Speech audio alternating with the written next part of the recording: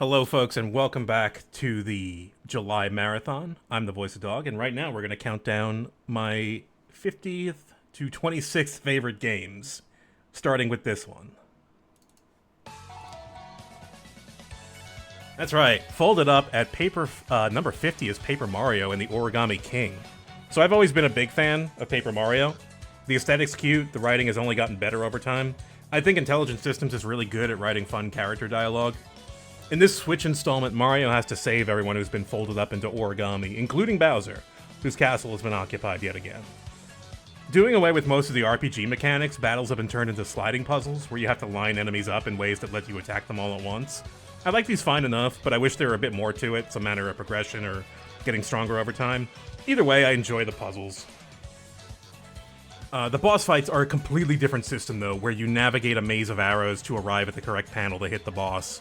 Special tiles activate special moves, and you often have to set up something specific to get through a boss's defenses. Speaking of which, I absolutely love the boss design in this game. Everything that isn't made out of paper is a hyper-realistic object that looks like it came right out of our world. The last game, Color Splash, had the addition of these quote-unquote things as summons to help you out. In this game, the things are the bosses, so you end up fighting things like a case of colored pencils or a tape dispenser. All of them have gimmicks to affect the playfield, and they're just as fun to puzzle out. Haven't even mentioned yet that the aesthetic is as sharp as ever, and the soundtrack is just exemplary. I cannot say enough good things about it. Just amazing and dynamic and fun to listen to. This game was a joy to play, and a lot of people slept on it because they suck, and there's no accounting for taste. Sorry, not sorry. Next up! Rolled up at number 49 is Katamari Damacy. Everybody loves Katamari. We love Katamari. You love Katamari. I love Katamari. It's so satisfying to be a little guy and roll a ball around, collecting stuff and slowly getting bigger. As you increase in size, your perspective changes, and you can pick up bigger stuff. It all ramps up until you're picking up cars and people and trees and buildings and islands and everything. Why are you doing this? Well, God got drunk one night and accidentally destroyed all the stars in the sky, so we need some more materials to make new ones. Each Katamari you roll gets thrown into the sky to float forever. A classic game that has broad appeal with one of the most eclectic soundtracks I've ever heard. Katamari will never really die. I'm just gonna let the song rock, because it's a good song.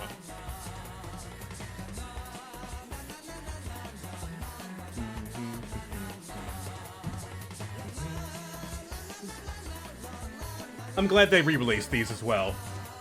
It was a very good candidate to remind people that this game existed and give them, a way to play it that wasn't on the PS2 or Xbox.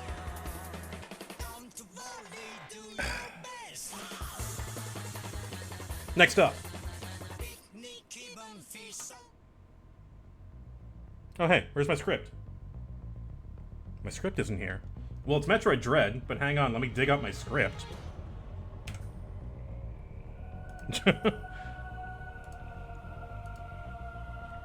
How come it's not there? I must have gotten a...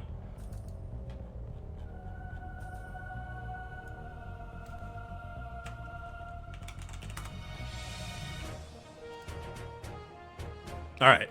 Firing 20 missiles into your skull at number 48 is Metroid Dread, the latest 2D game in the series. Not a lot to say about this game other than it's one of the best Metroidvanias I've played with some of the best controls by far. Running and jumping and sliding into tight spots, shooting and aiming all feel great, which is important because the game expects you to pull off some pretty sick maneuvers. Parrying is a neat new feature in this game. Most enemies and bosses have attacks you can block and counterattack, and the camera does incredible things on some of these bosses while you're fighting them. It manages to be dynamic and interesting without keeping too much info from the player. People are split on the stealth sections, but I found them mostly enjoyable and very tense. You have a group of extremely dangerous robots tracking you in certain areas, and you absolutely cannot get grabbed by them. If you do get grabbed, you have a single, frame-perfect opportunity to parry the killing blow and get away from the robot. The story was actually pretty fun, too.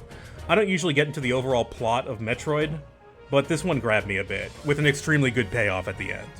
One of the hardest final bosses I've seen in the game. It felt real good to actually win that fight.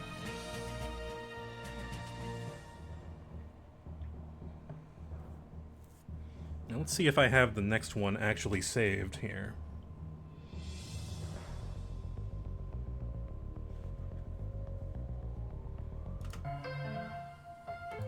That's not the right song. Is my list messed up a little bit?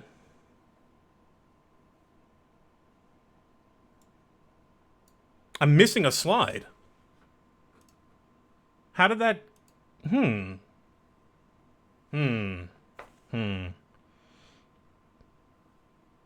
Oh no, it's right there.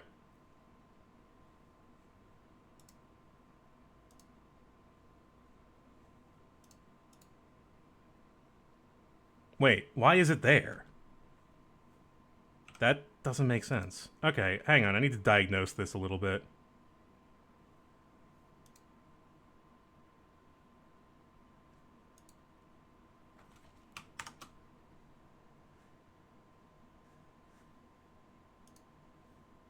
Yeah, 46 is Cave Story. But there's no... Where did my data go? Huh. Hang on a moment.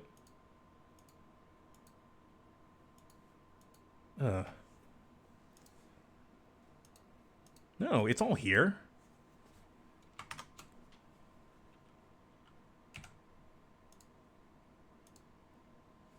There.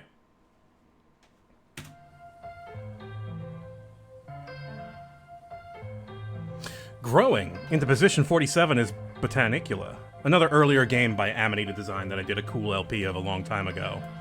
This is a simple but adorable point-and-click that focuses on all the little creatures that live in a giant tree.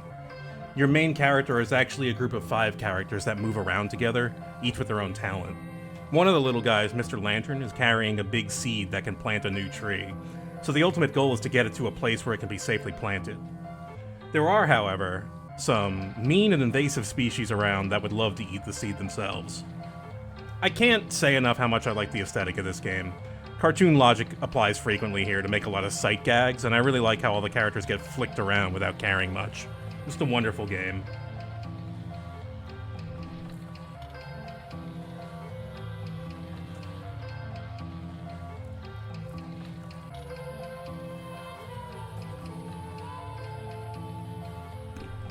Okay, now let's see if the rest of this works. Rocket boosting in at number 46 is Cave Story, a game that is completely free to play.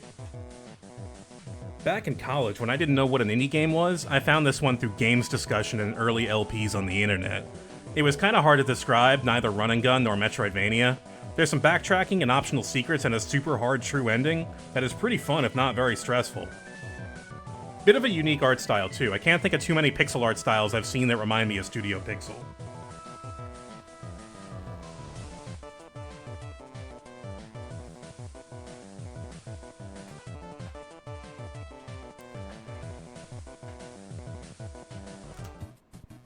Inhaling number 45 is Kirby's Adventure on the NES. The original is the one I seem to have the most nostalgia for, but Nightmare in Dreamland on the GBA is a pretty good remake. Kirby is just a really likable franchise with a lot of good to excellent games, and I have a lot of nostalgia for it. The bosses are really fun, and the music is catchy, and the character design is great.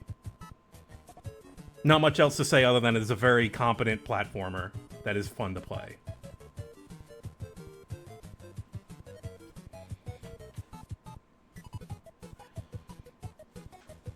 Oh cool, my GIF is breaking. Good job, GIF. Good job, PowerPoint. Oh, what a train wreck today, but it's working. It's all happening.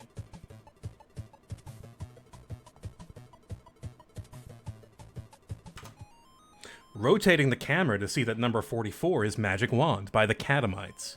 A game that is difficult to talk about. You play a 2D sprite in a 3D world with the ability to rotate the camera. It's visually confusing and a bit overwhelming, but as you grasp for meaning, you tend to get a weird feeling from the game. As Ty likes to put it, it's like a child playing a game they don't understand or can't read. It puts you in a weird state of mind that makes you kind of nostalgic, and that's a weird property I like to see in my games.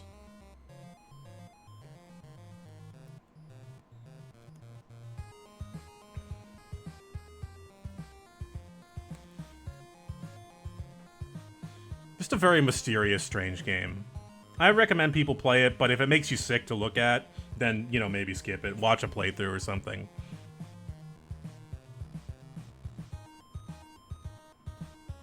Harmony Core was the publisher? Oh, there was a publisher. Interesting.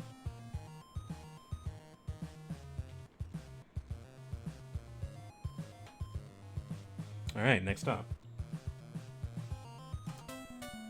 Shoving number 43 into the wall is Mendel Palace, Pokemon dev Game Freak's first game. It's fairly simple. You run around on the playing field made up of tiles. Your only button is to shove, which shuffles the tile you're on. If an enemy is in front of you, they get shoved back. Beat all the enemies in each level by shoving them into the walls, and you win. With a lot of levels, some fun enemy variety, and a 2-player co-op mode, you can have a pretty good afternoon with it. This is a fun game to play 2-player. I like it a lot. It's also pretty low pressure since there's no continues. Like, you can keep starting at the level you die at. It's low stress like that. And I appreciate that.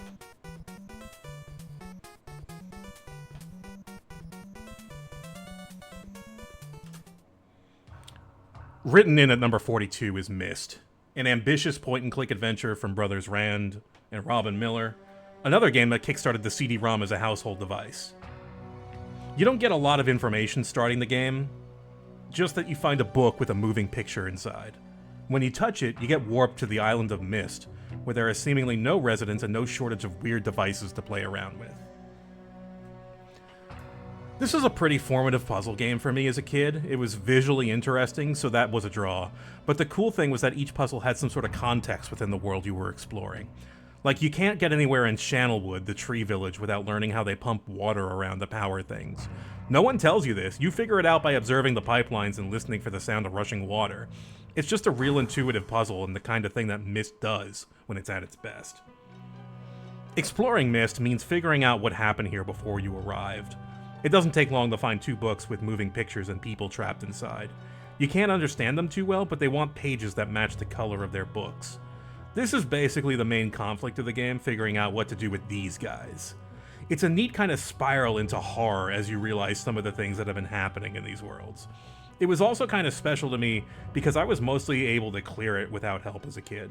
The puzzles have a certain pattern to them, and once you understand how the island works, you can unlock its secrets. There's so many versions of this game. You could play the original version that's been ported. You could play Real Myst, which has been made into, like, a 3D version. You've got options. and they're all on Steam.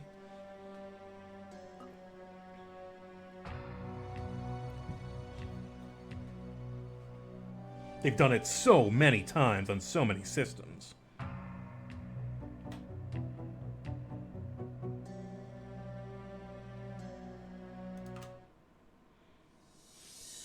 Zero shifting into number 41 is Zone of the Enders, the second runner.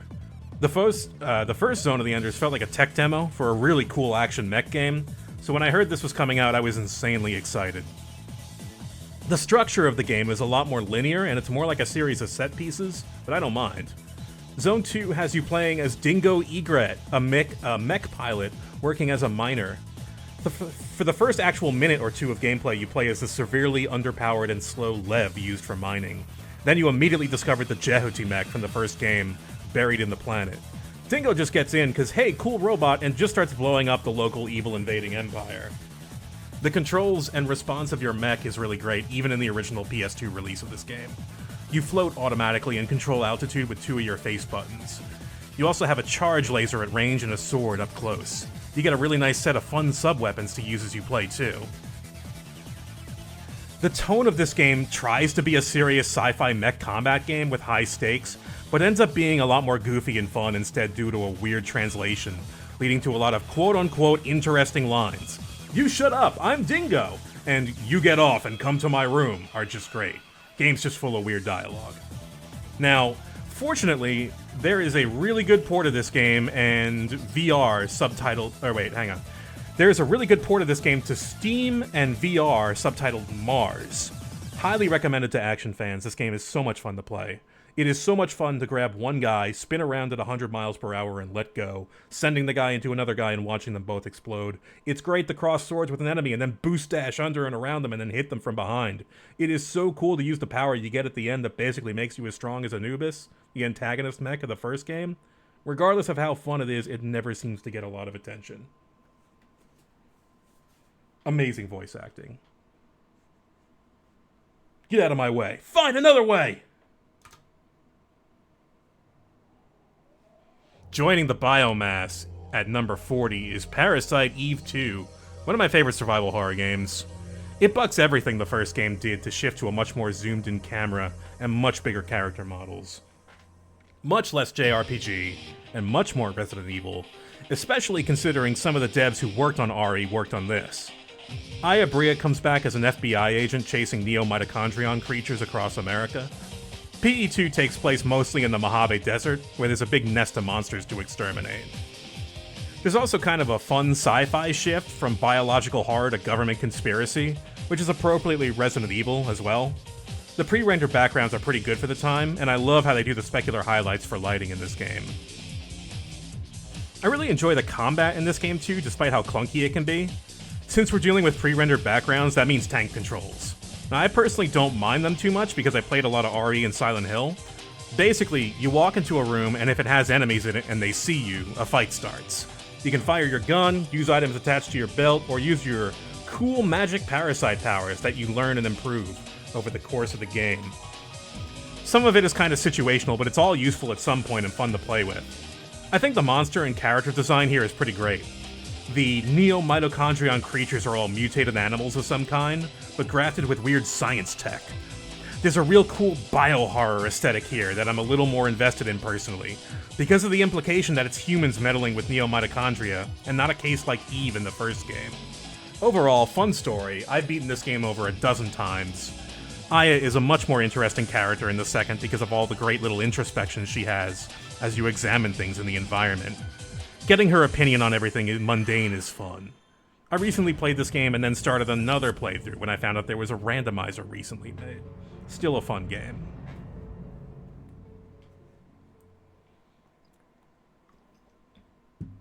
Next up. Pairing into Peaches at number 39 is Star Ocean 2R, the second remake of Star Ocean 2, The Second Story. I don't think I took this game quite as seriously before 2R came out last year. It was a big surprise what a revamp it was from the original, and how much effort had gone into making the game more fun to play, and easier to play.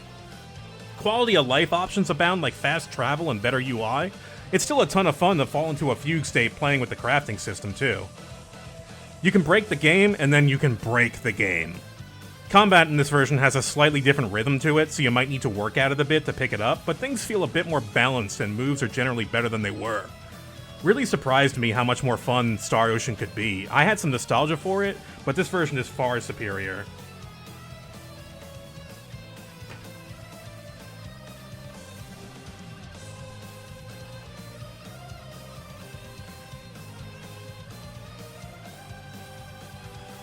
Also, don't forget Sakuraba, rolling on keyboards the whole time.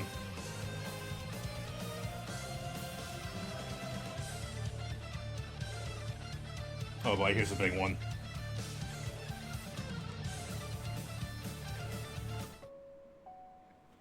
Wandering the Desert at number 38 is Gods Will Be Watching by Deconstruct Team.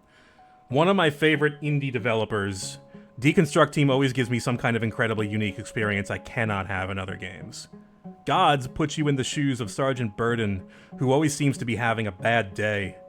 The first level has you negotiating a tense hostage situation in the intergalactic heist. You're the one with the gun giving the orders to the SWAT team advancing on your position. There are 4 hostages you can shoot to keep the SWAT team back, but if you panic the hostages too much, they'll just run for it. If you lose all the hostages, you have no more leverage and the SWAT team will immediately flashbang you, ending the run. Each level is structured in this way, giving you an incredibly tense or stressful situation, setting several variables in a win condition, then giving you a time limit or some other lose condition. I like the pixel art in this game a lot. It's very detailed in weird ways and is a little more gory than you might expect. It's unusually visceral. The plot revolves around a highly contagious virus that gets stolen from containment by the terrorist group you were helping in the first mission. They are an alien rights group that is opposing the intergalactic slave trade, and are resorting to very extreme measures to do so. Where am I? Sergeant Burden is actually a mole in the organization, attempting to disrupt their operation and prevent them from using the virus. The big conflict is between Burden and the leader of the terrorist group, Liam. They've got kind of a big boss Ocelot thing going on that I like, culminating in an amazing endgame duel. I may not always know what's going on in the Deconstruct Team universe, but their games affect me in ways I can't articulate.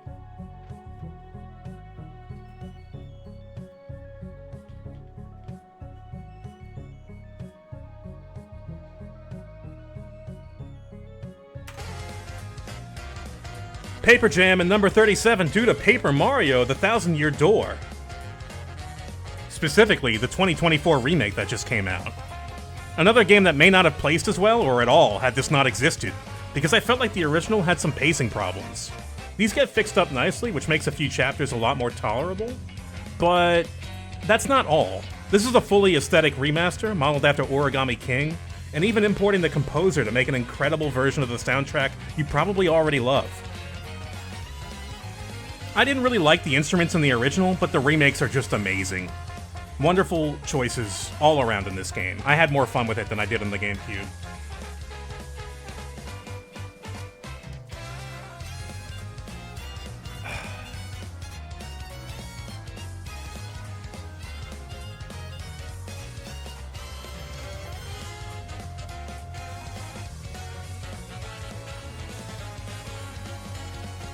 Also, we don't hear this song enough. This is like chapter 6, I think? There's so much new music. It's very good.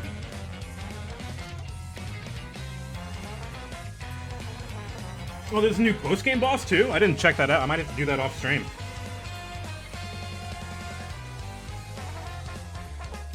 Alright, next up. Washing up on shore at number 36 is The Legend of Zelda: Link's Awakening. I played the original Game Boy version a lot on car trips as a kid. Each dungeon was tougher and more complex than the last, and getting into each of them was usually a puzzle as well.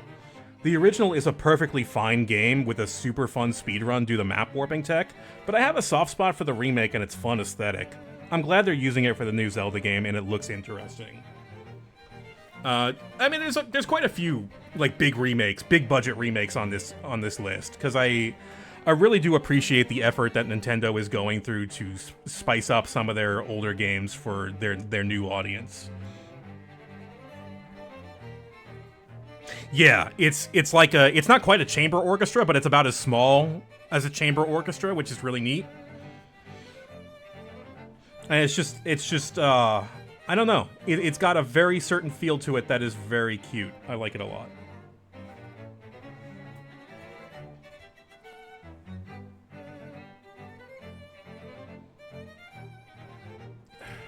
Probably my favorite Zelda game, too.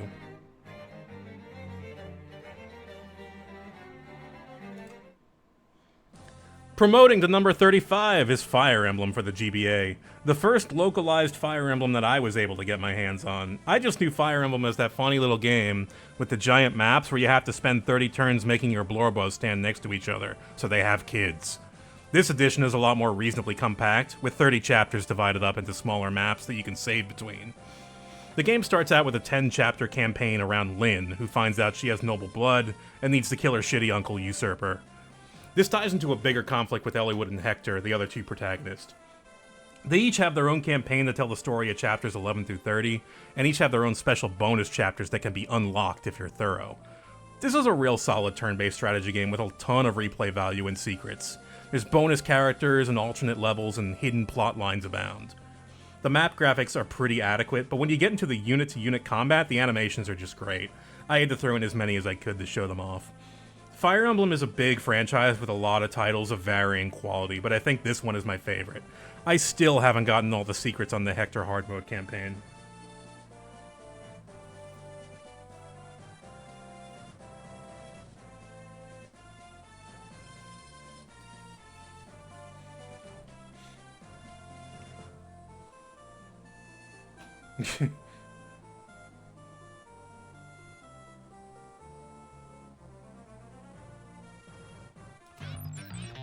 Dressed up at number 34 is The World Ends With You for the DS, a different kind of modern RPG. Let me turn that down a little bit.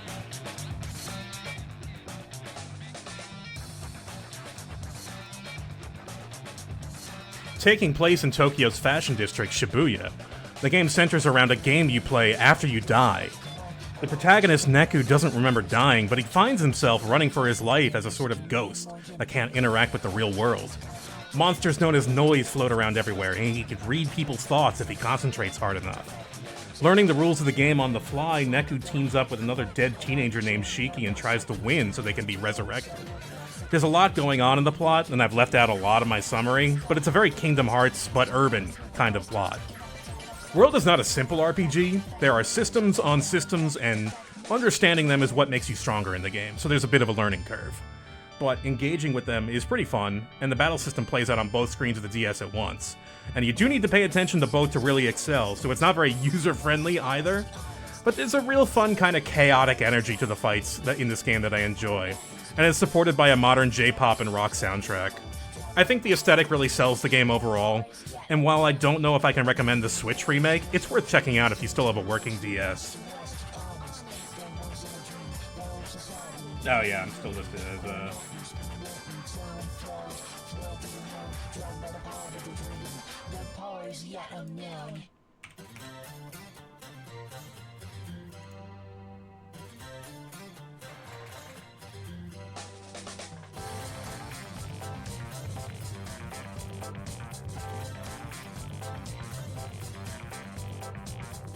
Alright, next up. Destined to be number 33 is Lufia 2 Rise of the Sinistrals. A real classic, a game that a lot of people praise, and for good reason. It's just a real well-executed JRPG, with a wide variety of dungeon puzzles to spice things up. The combat is fine, but honestly it's the puzzles that are the real challenge of the game. It's a pretty standard RPG plot with a couple pleasant detours, with the ending being particularly bold for a game of that time.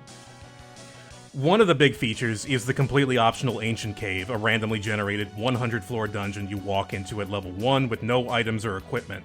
Survival and gathering treasure is paramount, you really have to pick and choose your battles. Honestly, this mode could be its own game, they just happen to put a very competent RPG in the same cartridge.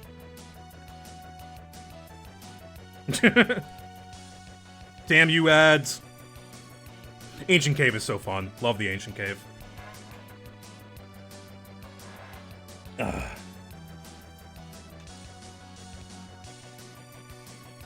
There was a very strange remake of this game on the DS.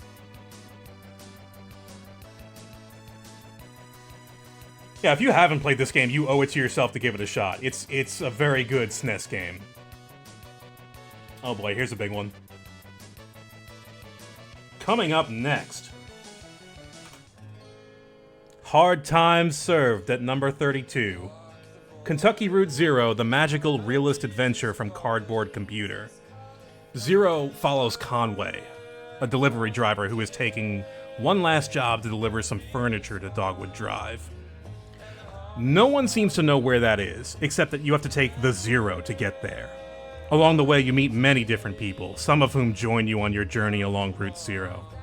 It's hard to exactly pin down what Route Zero is, because the terrain varies wildly, and it has a super surreal quality to it.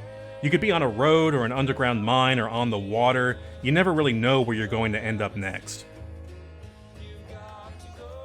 Not really a point-and-click game per se, KRZ feels like watching a play, and that's not just because of the 5-act structure of the game. Each act is divided into scenes and lasts a few hours, though they tend to get longer as they go on. Actually, the game visually feels like a play, the way scenes seem to physically melt into one another. I absolutely adore how this game looks. The low-poly characters have a lot of character. Conway is joined by a variety of weird strangers all named after iconic folk or country singers, each with their own story. The real interesting thing about the storytelling in this game is how you advance the text. There are a ton of small decisions you make in every conversation or interaction that decide very small things. KRZ is not about making big decisions, it's about making several micro decisions a minute, making it the WarioWare of dialogue tree games. Alright, I don't really know where this write-up is going. This is a hard game to talk about. It has a real inscrutable, mysterious quality to it that I can't get enough of. The storytelling is just substantial enough to keep me interested in each act, and abstract enough for me to have a lot of questions about everything. The vibes are very awe-inspiring and matter-of-fact throughout the game. There's a lot of quote-unquote impossible or unreal things that you immediately take as fact while you're on the zero, and that's cool. Haven't even gotten to the soundtrack yet, but wow, this one's good. A lot of ethereal synths to set the tone of things, but every now and then you get a vocal song, usually played by some musicians in the game. One of the highlights in Act 3 is Junebug's performance, which is just really incredible, visually and audibly. You're in a little nowhere bar with only your crew inside, and as it begins, the room goes dark and the roof melts off, and the song begins. Some very good work in this game.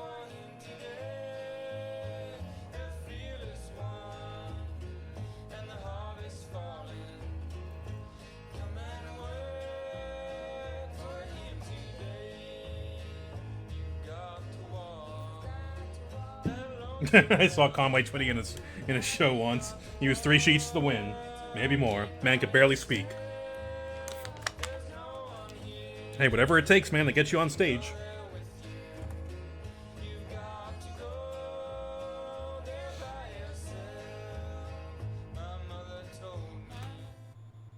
Weighing in at number 31 is the best goddamn boxing game ever made. It's Mike Tyson's Punch-Out! A combination action puzzle game with a strict timer and even tighter timing required to win. Punch-Out! Is about mastering the simple control system and figuring out how to hit each opponent. Everyone's got a weakness, some more obvious than others, but experimentation is both key and punishing at times. Find a secret frame to hit your opponent on and get a star punch, which is Little Mac's big uppercut move. We're still finding out little things about this game, like how the crowd syncs up with certain moves your opponents will do. A super intricate game for the NES, it manages to hold up with tight controls and elegant simplicity. I never beat Mike Tyson. He is legitimately a real challenge, and I can barely beat Super Macho Man even at my best. I will not fight Mike Tyson for $10. That is too much of a risk. That will cost me more than $10 in the end. I need a bigger fight purse than that, or whatever the fuck they call it. I've never played the Wii Punch-Out! I've never played any other Punch-Out! Game, because this game is too perfect. Next up.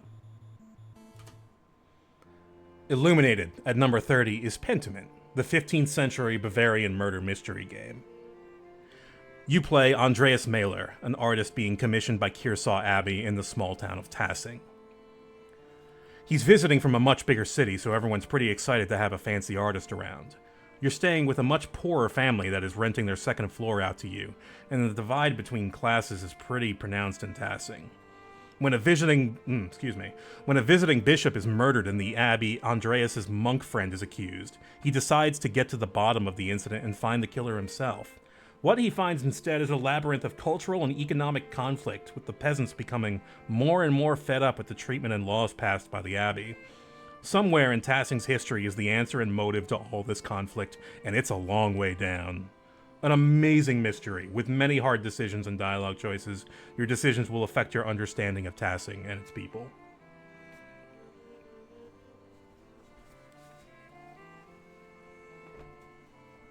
Also a big gut punch game, Jesus Christ. Huge gut punch game.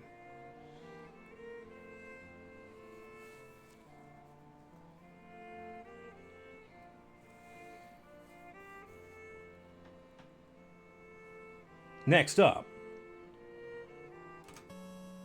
He's got your power now. It's number 29. Mega Man Classic. All of them. Fuck you. I'll be the first to say that I have problems with Mega Man Classic, but hell, if it wasn't a very formative, very frustrating part of my childhood that taught me what games should and should not do. The series isn't really known for changing up the formula much. Dr. Wily has a series of themed robots for you to blow up, each with a power you can get for yourself.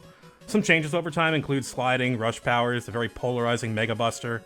Now honestly, I think my favorite Mega Man might be 8. I think it's the most polished and fun for the time and still holds up the best, with an iconically terrible but lovable VA performance. My real problem with the series lies in the Wily stages that appear after you beat the X number of Robot Masters. They usually suck. They're less fun to play than the themed Robot Master stages, and several games require using weapon powers at spots which you can easily run out of ammo for. That said, the visual design is real charming, and the soundtracks are always good, from the NES and elsewhere. People have written rock operas about Mega Man. It's a very special series that I'll always have some nostalgia for.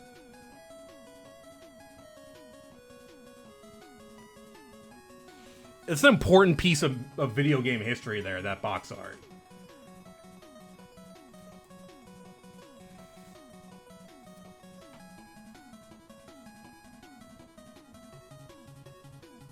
There are at least two Mega Man rock operas, okay? That's significant.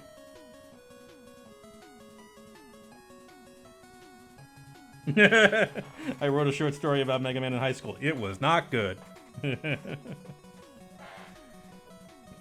Next up. Pointing the finger at number 28 is Phoenix Wright, Ace Attorney Trilogy. The first visual novel I really got into, Wright is the OG defense lawyer game where you defend doomed people in a crooked court system. The first got localized for the US audience on the DS. I was in college at the time and so excited for a game where you play a defense lawyer, I bought a copy for my friend who had a DS. I played the whole trilogy and Apollo Justice this way, and have no regrets. The quality of the writing may vary from case to case and game to game, but no one really does it quite like Wright. The format is easily digestible, and you can pick it up in a day. You can pick it up and play a day of trial or investigation in an hour or two and put it back down. For better or worse, the series is constantly reminding you of every plot point it can, so it's hard to forget some of the more important details. Yeah, Ty had something to say about this game that I couldn't quite recall. I'm seeing the part where I got into burnout now, writing all this stuff, like last night, where I was really tired and not able to form my words correctly.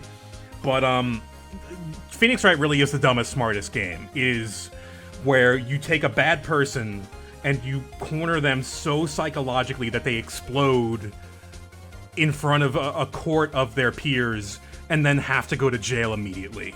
It's so satisfying. It was made as a chunk of it during subway rides. Yeah, that makes sense. Every breakdown in the game is a work of art. And when I saw the Diego gif there, I had to put that on there, because that's such a good... Like, out of context, it doesn't make a lot of sense, but it's very good in context. When he's just... You can only cry when it's all over.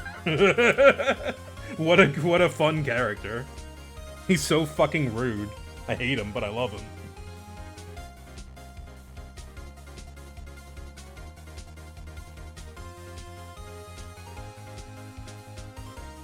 Alright, next up. Timing their hits at number 27 is Super Mario RPG, specifically the remake for the Switch. Once again, already a nearly perfect game. Mario RPG on the SNES was an amazing adventure whose only problem was that it was over at some point. The remake adds a few quality of life features, some fun post-game bosses, and an amazing graphical and audio overhaul. Some people don't like the new style and they prefer the faux 3D stuff on the SNES, and that's fine, but I really like what they did with this game. Yoko Shimomura also returns to brighten up her old OST, and wow, did she do a great job. I think it's time Nintendo got serious about some of their old Mario games, and I'm glad that they're doing that. It's very heartening to see. And I think that the sales will reflect that this is what people want out of their RPG/Mario games. And I think Nintendo will probably do the right thing as a result. Hopefully. In the future. Yeah, and then Brothership's coming out. 3 different Mario RPG series are being represented.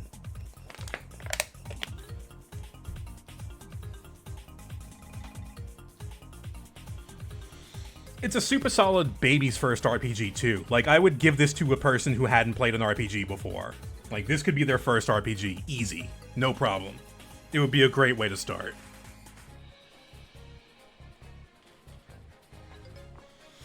Okay, we've got one more slide. Man, I went through that kind of quick, didn't I? Well, we've got one more slide here, and that will be... Logging in at number 26 is Hypnospace Outlaw, the internet moderation game modeled after early internet communities like GeoCities and AOL. Sometimes you just find a game that is laser targeted to you and your age group, and this is one of them. Hypnospace is a sleep time computing service where you wear a headband as you sleep and surf the web of the 90s with your brain.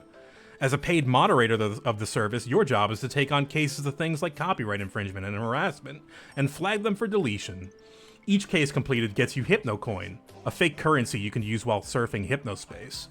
But really, the big draw here is just existing on this fake internet and exploring it, like we used to back in the day. Things were simpler, a little less cynical, a little less angry. People were a lot more sincere about themselves, a lot less scared of everything. Little by little, you get to know the inhabitants of Hypnospace, their stories told with text and embedded audio and heavily dithered GIFs. I'm posting Gooper, you can't stop me. I've been radicalized by the moderation team. That's my favorite moment in this game, by the way. I'm gonna spoil one little thing. When you fucking radicalize a school teacher because you took down Gumshoe Gooper for copyright infringement. And everyone rises up playing America songs and waving the American flag. It's so funny. It's so accurate to how people would act.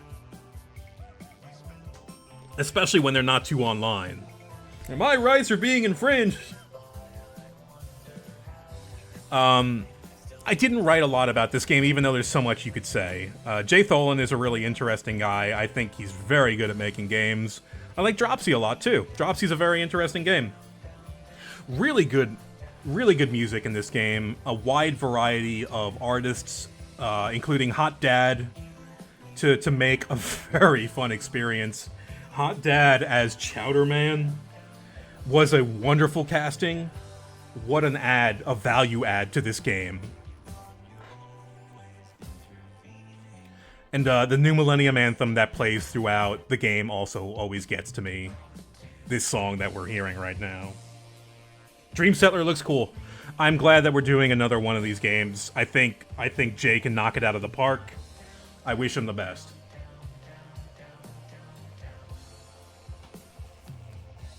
Y2K,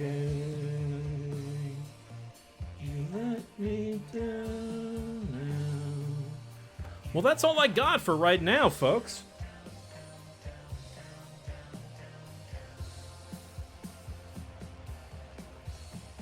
That was a little quicker than I expected, maybe by like 20 minutes or so, but that's okay.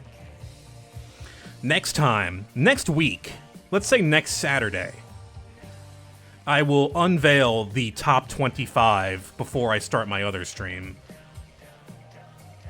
If you're a cool teen, don't insert a bean. Yeah, that's...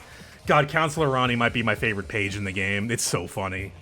It's so extreme for teens, 90s shit. It's very funny. And the fact that it's... I don't want to spoil that, but it's... Yeah, it's just funny. Oh. Miniman, thank you for that sub with Prime. Alright, folks, I ended a little early, so what I'm gonna do is just take a rest for an hour. And at 5 o'clock, in 1 hour from now, we will be playing Shadow over Mystara with Minimat, Ryudo, and Emily Astor. Gonna be playing some co-op beat-em-up D&D.